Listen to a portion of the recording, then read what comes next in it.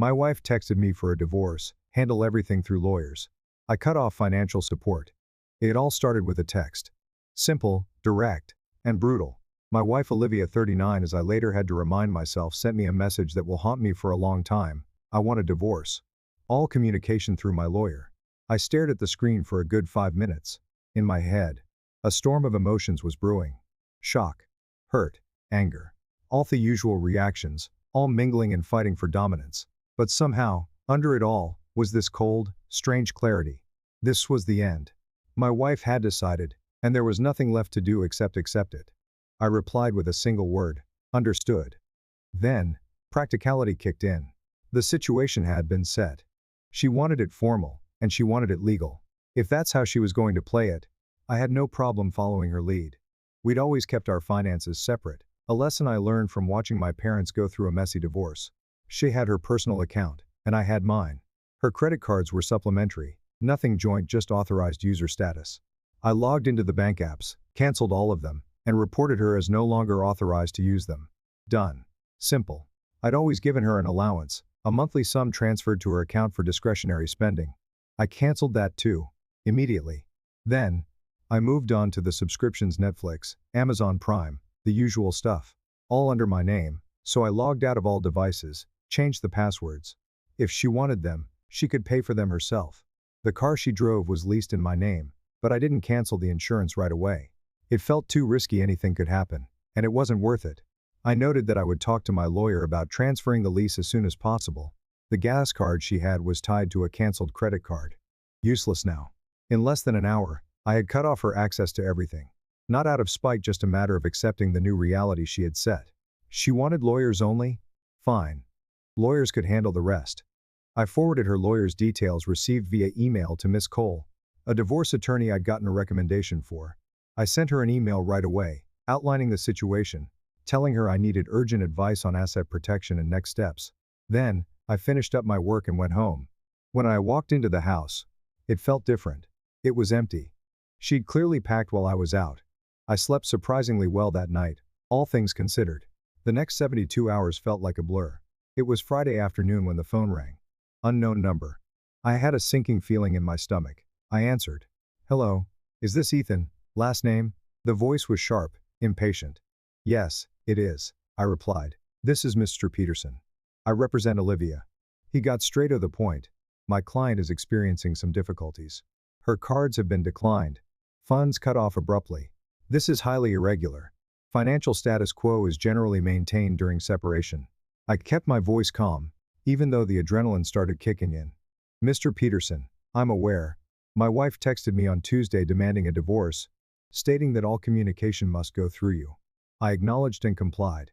Our informal financial arrangements ceased, and support will now be determined legally, not by frantic calls over declined cards. There was a long pause on the other end. I could almost hear the paper shuffling. He didn't like what I'd said. She needs funds now, necessities, accommodation, he said after a moment. I was caught off guard. Where is she? Not pertinent, he snapped. I didn't feel guilty, not for a second. She unilaterally ended our marriage via text and set the rule of lawyers only. She ended the status quo. Financial support will now be determined legally, not by frantic phone calls over declined cards. Another pause. Then, he spoke, his tone colder now. She seeks emergency financial relief. I simply replied, her prerogative. Please direct all filings to my attorney, Miss Cole. You have her details. He seemed to be trying to find something to say, but the conversation had reached its logical end. Excellent, he said stiffly. Good day. And then, he hung up.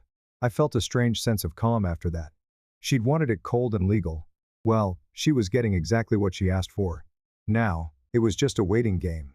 The next few days were going to be tense. I just had to follow the legal process, keep everything documented, and let my attorney handle it. It was the beginning of a long, difficult road, but at that moment, all I could do was wait for Miss Cole's call and brace myself for whatever was coming next. It's been a week since Olivia sent that text. 1 week. And things have already escalated in ways I didn't quite expect. The day after that phone call with Mr. Peterson, I heard from Miss Cole. She confirmed my actions were completely logical, given Olivia's directive. She advised me to document everything moving forward, and she reminded me that I wasn't the one causing the chaos, it was Olivia, and I was just following the rules she set. The first formal move came from Olivia's lawyer on Monday. They filed a request for emergency spousal support, along with a claim for exclusive use of the marital home. It was pretty laughable, honestly, given that she'd already left the house. She wasn't even living there anymore. The amount she was asking for was astronomical. It wasn't just for basic needs. She wanted me to cover her old lifestyle, her new housing, and even her legal fees. There was no way in hell that was going to happen. I had my own finances to manage. Miss Cole was quick to respond with a counteroffer.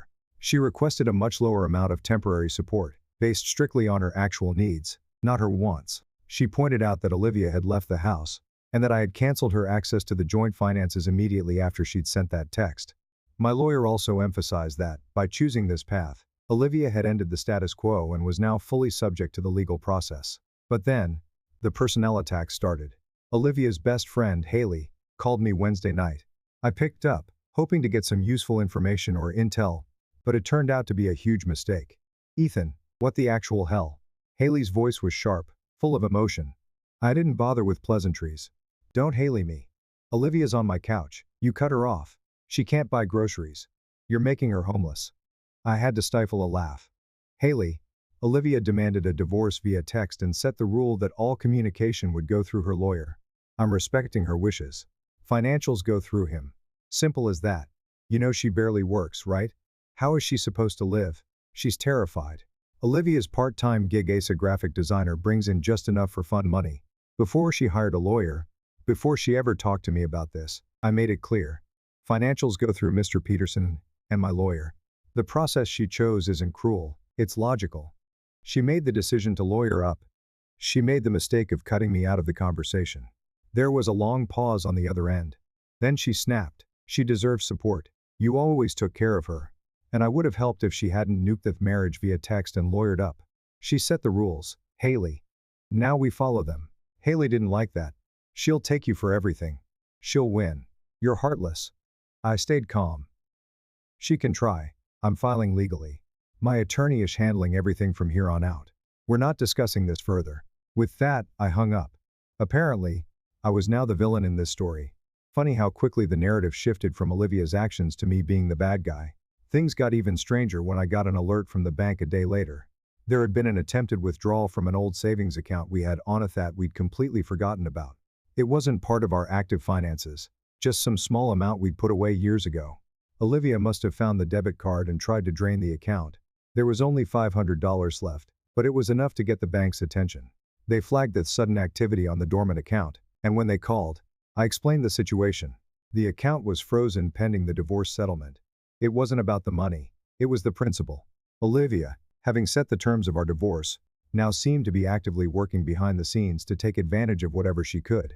Miss Cole was pleased, in a way. She said that this was important because it showed that Olivia wasn't just sitting back and waiting. She was trying to back-channel her way around the legal process. The emergency support hearing was fast approaching. Olivia was still couch surfing at Haley's place, her lawyer doing the talking for her. I wasn't feeling much shock anymore. Mostly, I was feeling grimly determined. This was going to suck, but I wasn't going to give in to manipulation or emotional blackmail. I had the law on my side. It's been 3 weeks since that initial contact with Olivia's lawyer, and things have only gotten more complicated. The emergency support hearing happened last week. Olivia was there, looking stressed and avoiding my gaze. Mr. Peterson tried to make her out to be a victim, claiming that I had maliciously cut off all her financial support. But Miss Cole had everything we needed to prove that Olivia was the one who'd set the stage for this. Miss Cole presented the text Olivia had sent, demanding lawyersonly. We had bank statements showing that I'd canceled her supplementary cards and stopped the monthly allowance transfer immediately. We showed that I was still paying for the mortgage, utilities, lease, and insurance. Those fixed costs hadn't stopped. And then there was the joint account, the one Olivia had tried to drain after her lawyer was involved. She hadn't mentioned it, but it became a key point in the case. The judge wasn't buying Mr. Peterson's drama. When Olivia was asked why we hadn't discussed things before the divorce text, she mumbled something about being intimidated. I could tell the judge wasn't convinced by her poor me act. The result, temporary support was ordered, but it was much closer to the amount I had proposed. Not the astronomical sum Olivia had asked for. The judge made it clear that Olivia's actions, especially the text, and the attempt to drain the account had contributed to her current situation. There wasn't no money for her old lifestyle. The judge didn't fall for the victimhood act. I couldn't have been more relieved. But the war wasn't over. This was just the beginning. Things took a turn for the worse this week. I knew it was coming, but I didn't expect it to get this dirty, this fast. The first dirty trick came in the form of an anonymous complaint to my HR department. It claimed I was misusing company resources for personal legal matters, that I was acting erratically and unstable. It was clearly an attempt to mess with me job. Thankfully, my boss knows me well. The complaint was vague, and HR quickly dismissed it after a brief chat. But it was a sign of what was coming. Then Olivia's mother called me. She was in tears, claiming I was being unfair, accusing me of being heartless. She demanded I give Olivia more money, reminding me of all the years she gave me. Same old emotional manipulation. I cut her off with the same response I gave Haley. Olivia chose this path. Financials go through lawyers now. Olivia's tactics were becoming more predictable. They thought they could push me around, that I'd just keep funding her life after the marriage exploded. I wasn't having it. Next, I reached out to Miss Cole and took action. I formally filed for exclusive use of the house, which Olivia had already left. The car situation became more pressing.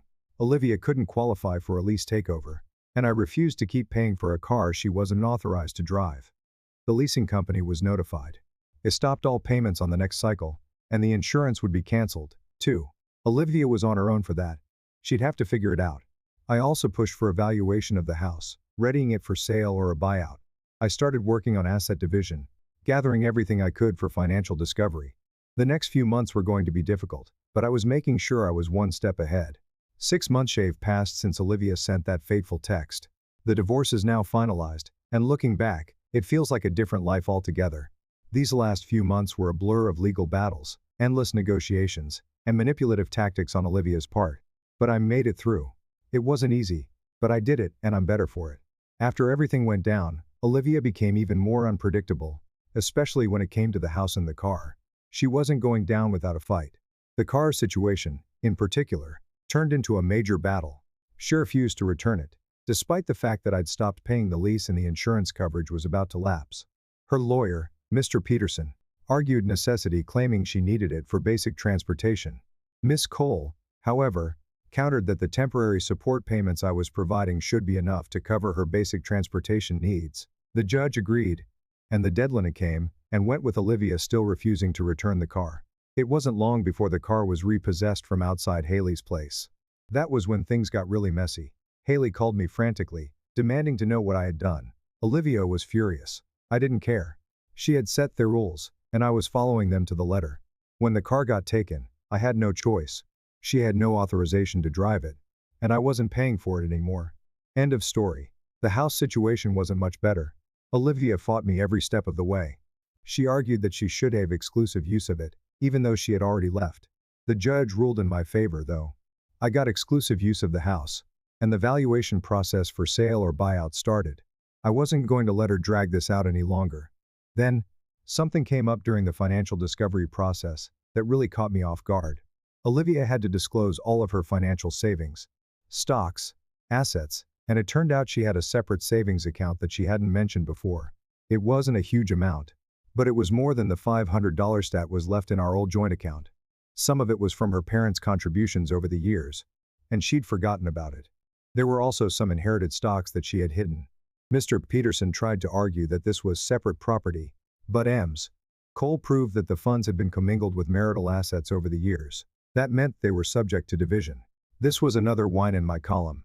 The more Olivia tried to hide, the more her actions backfired. Things didn't improve when Olivia tried to pull a last-minute move in court. She was getting desperate, and I could tell. The judge had already grown impatient with her antics, and he wasn't buying her poor me story anymore. As pre-trial talks began, Olivia knew she was facing a worse outcome, one where she could end up paying my legal fees on top of everything else. So, she caved.